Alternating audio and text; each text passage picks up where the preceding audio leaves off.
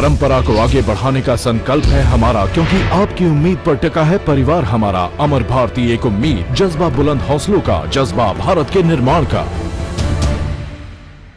आचार्य से आदि सागर जी महाराज की, 108 आचार्य श्री महावीर कीर्ति जी महाराज की, 108 आचार्य श्री विमल सागर जी महाराज की जय। बोलो श्रीमद जैन धर्म की जय।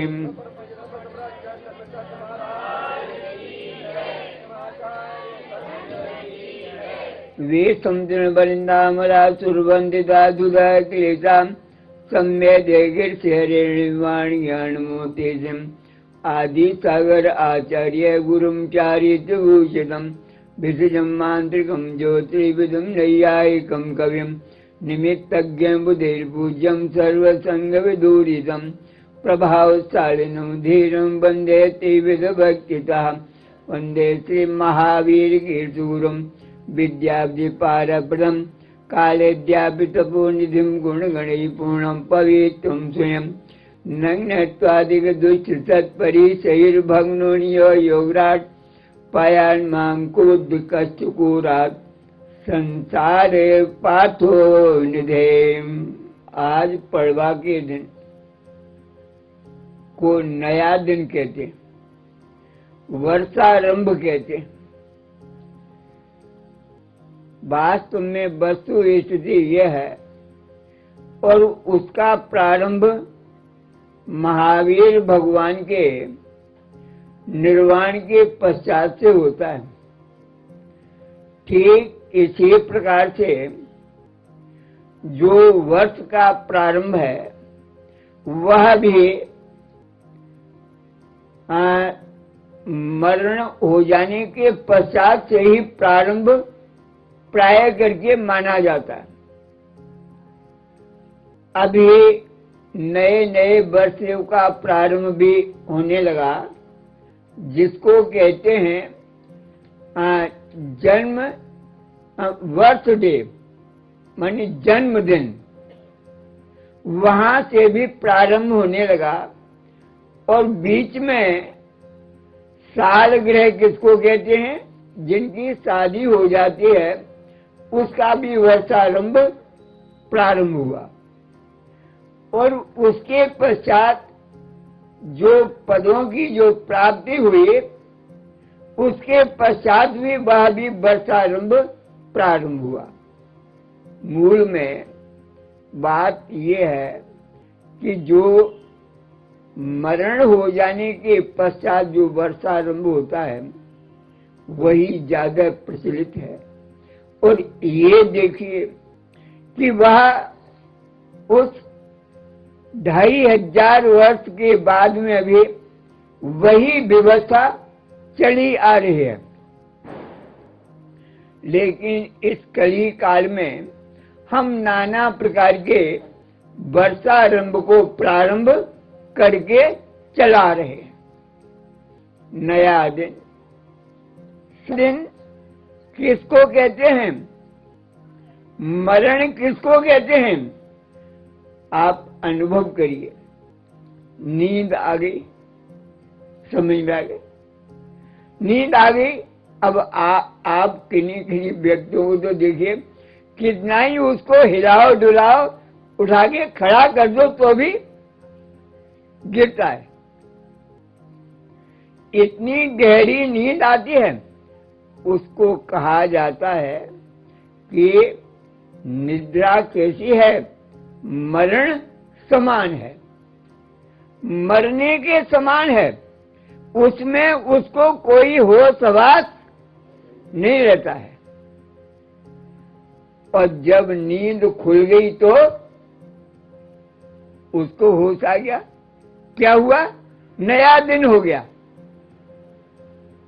समझ में आया, वह नया दिन हुआ। कब हुआ, जब सो करके उठे तभी वो नया दिन हो गया। अब आप देखिए कि हमारा जो नया दिन है वह कब से प्रारंभ हुआ, ये जो है वीर निर्वाण संवत का प्रारंभ हुआ, समझ रहा। अब ये जो नया दिन है ये हमारा बराबर साल भर तक चलेगा। और नींद से जो उठ कर के नया दिन हुआ वह कब तक चलेगा? जब तक आगे नींद नहीं आएगी तब तक चलेगा।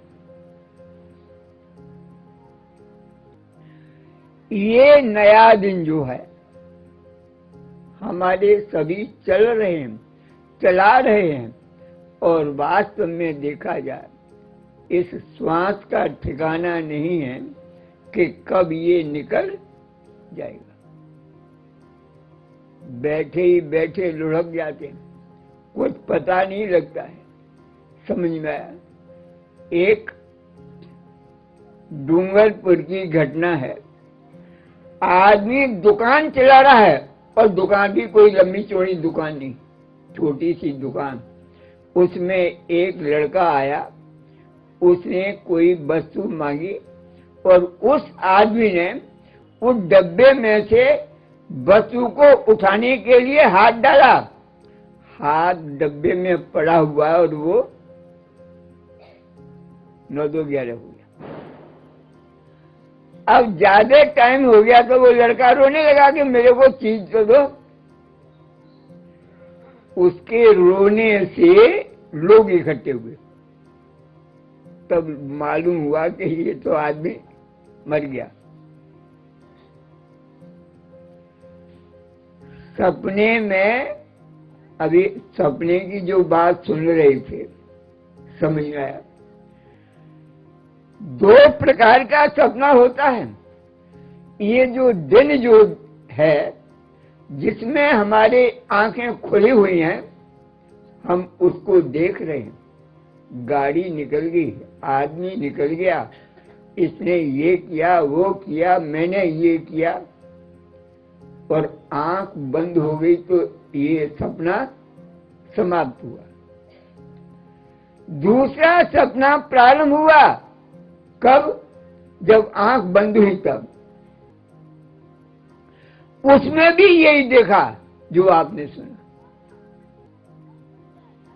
सपने 2 प्रकार के, एक दिन का सपना और एक रात का सपना। माने दिन तो हमने कह दिया है, एक आंख खुले हुए का सपना और एक आंख बंद का सपना। और दोनों प्रकार के सपनों में प्राय दिन के सपनों को कहते हैं कि वो कार्यकारी नहीं होते हैं, ऐसा मानते हैं। लेकिन महानुभाव, जहां हमारी आस्था होती है वहां दिन का सपना भी जो हम देखते हैं वह सूचना होती है, रात को जो देखते हैं वह भी एक सूचना होती है, एक मार्गदर्शन होता है। समझ में आया? लेकिन मनुष्य को जब तक अनुभव नहीं आता, लेकिन अनुभव को भी छोड़ देता। वस्तु स्थिति ये है कि ये नया दिन कौन सा कहलाएगा? जब हमको ज्ञान आ गया कि नया दिन बना। हमारे में ज्ञान बहुत आवश्यक है।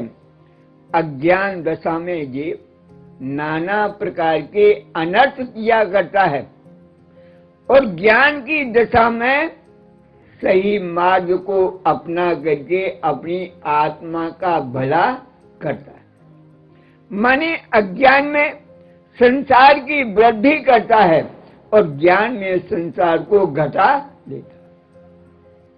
महानुभाव, उन आचार्य पढ़ने के आदि सागर महाराज को जब ज्ञान हुआ, वैराग्य उत्पन्न हुआ, भेद विज्ञान हुआ, और वह भेद विज्ञान ने उनको जगा दिया कि देखो ये संसार की दशा, एक दूसरे के मोह में जीव फंसा हुआ है, निकल नहीं पा रहा है, और निकलने की सोचता है तो दूसरा टांग पकड़ के पीछे को खींच लेगा।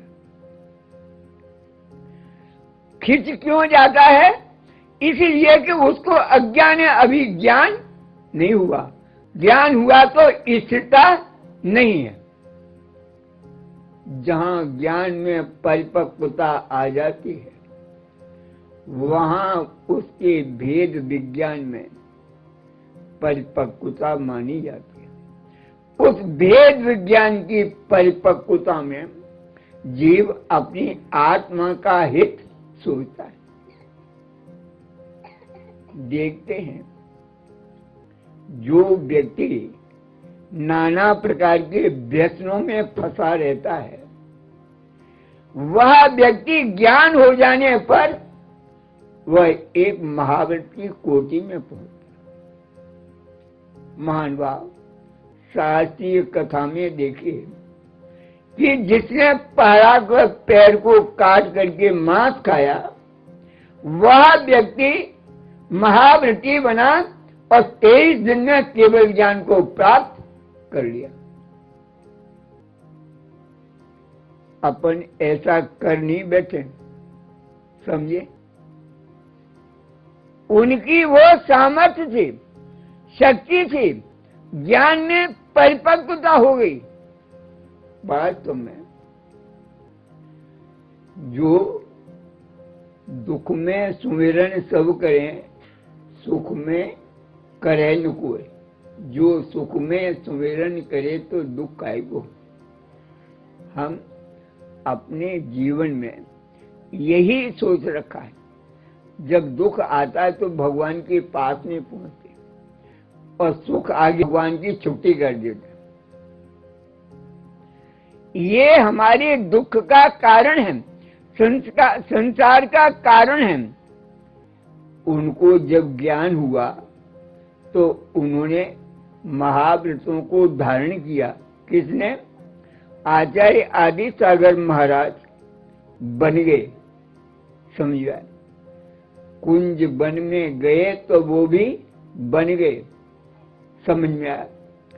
इसलिए वन के लिए हुक्म दिया है कि जितना संपर्क लोगों से छूटेगा उतना ही वह अंतरंग में उतरेगा। एक ही काम होगा, या तो पर का या स्व का। लेकिन संसार में तीनों प्रकार के जीव पाए जाते हैं।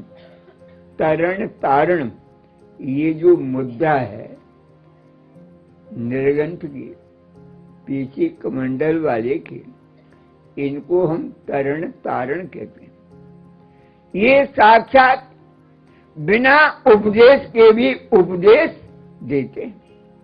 हमारी समझ में आवे अथवा नहीं आवे ये बात अलग है। समझ कब आएगी? जिससे संबंध रहता है उसका संकेत समझ में आता है। जो इन साधुओं से परिचित रहते हैं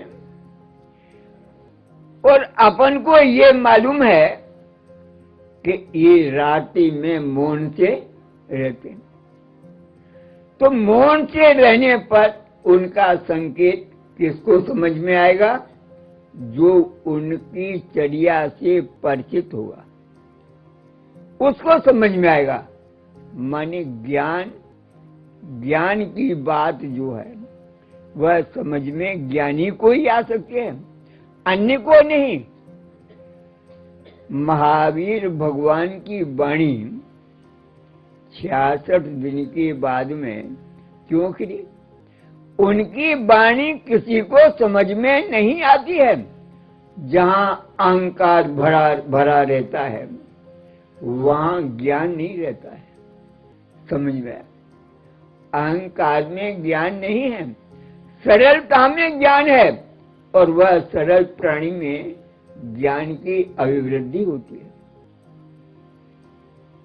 तो वस्तु स्थिति यह है कि जिसमें ज्ञान आ गया है सरलता है, जिसने महाव्रतों को धारण किया है, जो तरण तारण बन गया, ऐसा जो प्राणी है वह तपस्या में अपना उपयोग लगाता है।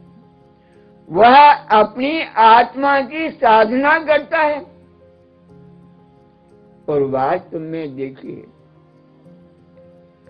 अपने जीवन में कैसी भावना रही, अपने जीवन में क्या किया, ये अंत में सामने आ जाता है। मानवा कभी विपरीत भी बनता है। समझ में आया? विपरीत क्यों बन गया? इसलिए बन गया कि पूर्व जन्म का कर्म जो है वो भी सामने हाजिर हो गया। दो भाई जिनको की शिक्षा दी गई कि भगवान की सेवा पूजा भक्ति करना, बड़ा भाई जो था वह तो व्यसनों में फंस गया, संपत्ति सब व्यय हो गई। छोटा भाई जो था वह भगवान की सेवा पूजा अपने पिता के आदेशानुसार करता रहा। लेकिन स्थिति देखिए, जो व्यसनों का सेवन कर रहा है वह बड़े मजे में सुखी है, आनंद में आ रहा है। और छोटा भाई जो है, जो भगवान की सेवा पूजा भक्ति में लगा हुआ है, उसको देखो संकट पर संकट चले आ रहे हैं। अब देखिए, देखने वाला जो है वो तो यही कहेगा, अरे क्या पत्थर के पूजने में कुछ पढ़ाई क्या?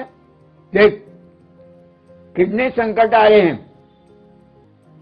वही बार बार बड़ा भाई उसको कहता है। क्यों ऐसा करता है? वह कहता कि मेरे को मेरे पिताजी जो आदेश दे गए हैं मैं वही करूंगा।